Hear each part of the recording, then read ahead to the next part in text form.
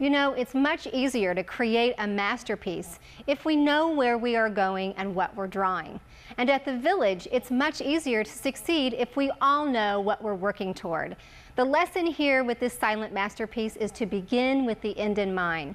The second lesson is control. You know, our ideas aren't always the only ones that matter. Our teammates, our members, and other people also have good ideas. Do we allow for others to share their ideas, or do we think we know exactly what should happen? Try not to control everything. The third lesson with this exercise is empowerment. You know, no matter what just happened, we have the ability to change the direction it's going. Even though your partner drew something you didn't know or want or like, you have the power to make a choice to build off that or start a new direction.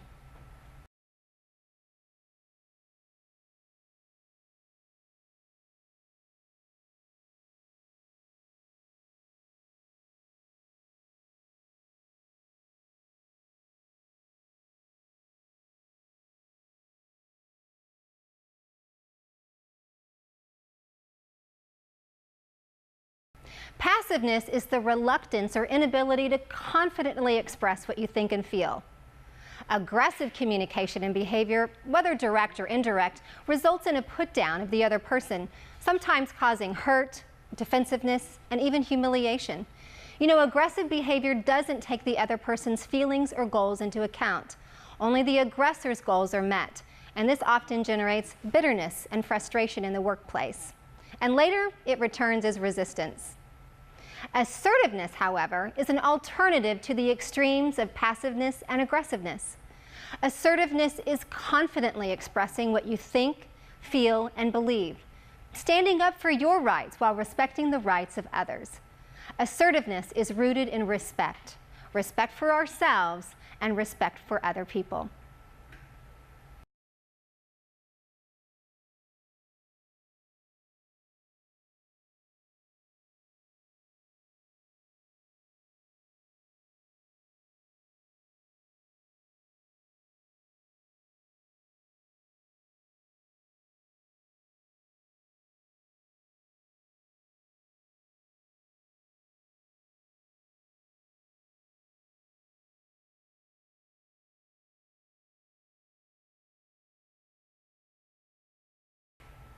The next idea around the psychology of communication has to do with understanding the source and energy of our communication for both ourselves and those we're talking to.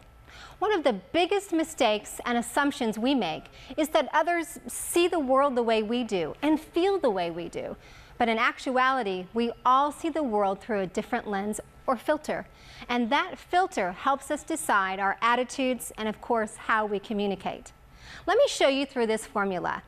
V plus B equals A, which drives B.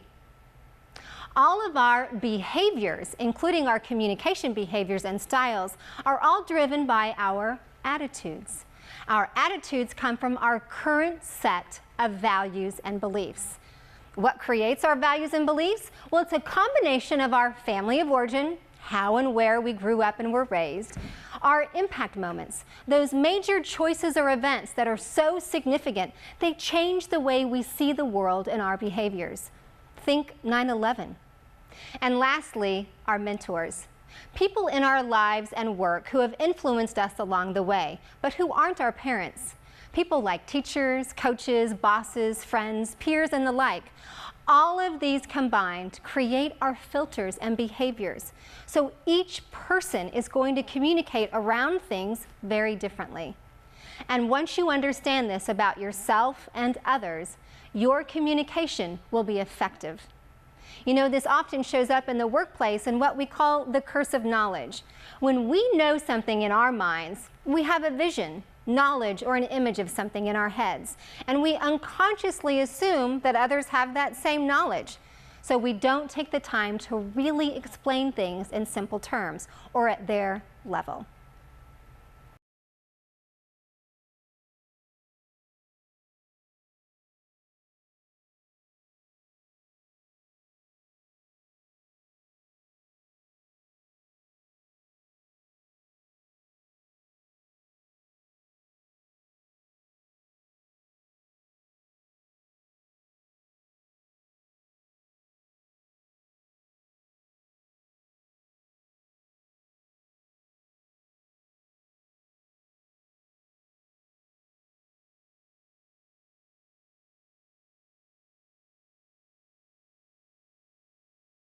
Because our minds need a relationship to other things to learn better, the best way to start a conversation is by beginning with the end in mind.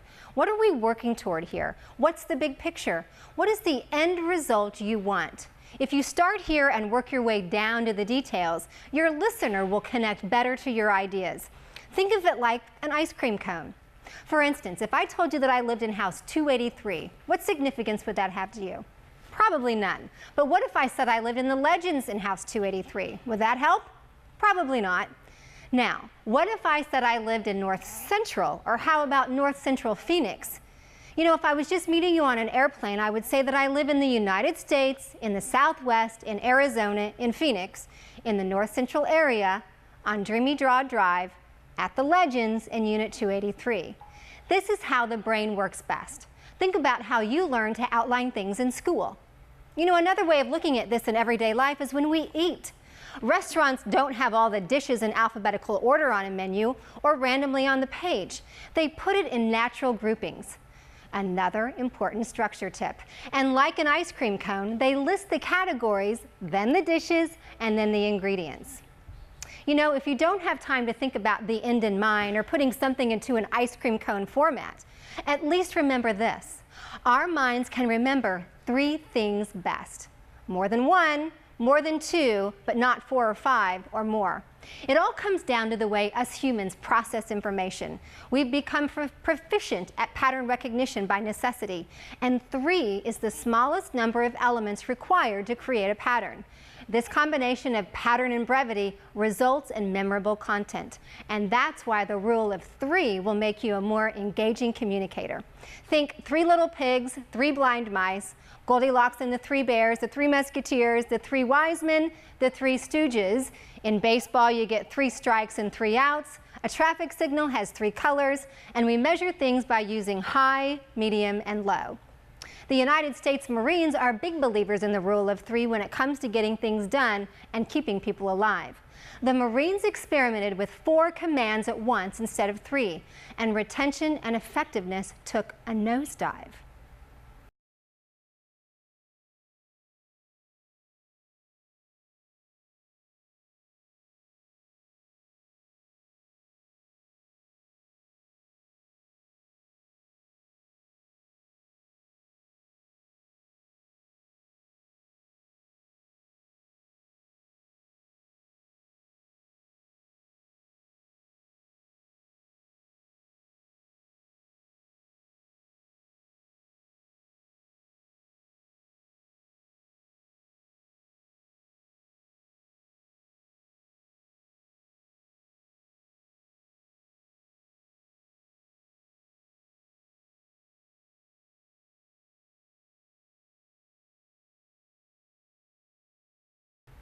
So you just learned that great communication is about not just your words, but also your body language and your tone.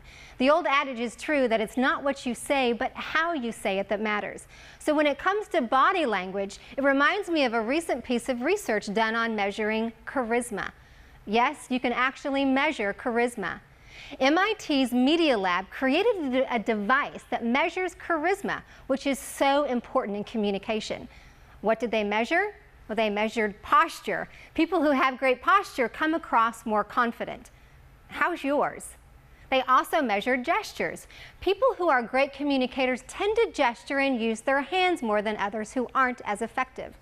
From the face, it's eye contact. How many times have we preached on our standards to have strong eye contact?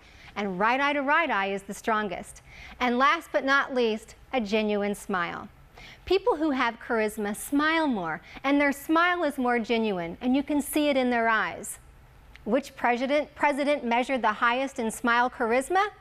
President Reagan. When it comes to tone, the people who used the most inflection were more charismatic than those who were more monotone. Inflection is one of the 6 elements of paralinguistics. What makes up the how we say our words? It's our tone, our inflection, our pitch, our loudness, and how fast we talk, and of course, our enunciation. Tone is the attitude of the words and emotions that you're trying to convey. This often is the emphasis we place on a certain word or syllables or even vowels. Inflection is how we go up or down with a syllable.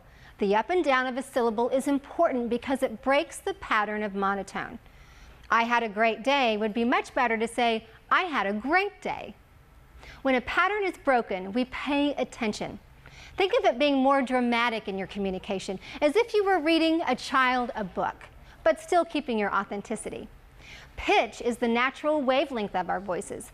A low frequency is more appealing than a high-pitch frequency. Most of us have a naturally low pitch, and we can find it by speaking from our diaphragms instead of our chest or nose. Your loudness and how slow or fast you talk can again break a pattern, and you need to adjust to the audience, the room, and the other person's energy. And lastly, the more you enunciate your consonants and elongate your vowels, the better your clarity. Remember, Peter Piper picked a pack of pickled peppers? Most of us probably need to over-enunciate our words. Next time, pay more attention to an announcer or a newscaster and notice their inflection, lower pitch, enunciation. A few other tips that have helped me out over the years: say people's names more often. People love hearing their name. Say a few hums when talking and shake your head so that they know you're engaged in what they're saying. Don't look at your watch or a clock, and do your best not to sigh or look away at somebody else when you're talking. And remember to be present. You know, the most valuable contributions to society that a person makes during our lifetime are often the thoughts or ideas that he or she communicates. Being able to communicate our ideas to the world is one of the most important and fulfilling things we can do for ourselves. It also increases our influence and cooperation. Make a commitment to be a better communicator every single day in every interaction, and see your confidence build, your teamwork soar, and your member and guest always wanting to join the village and never wanting to leave. Congratulations on completing the Communication Frontline Training Program.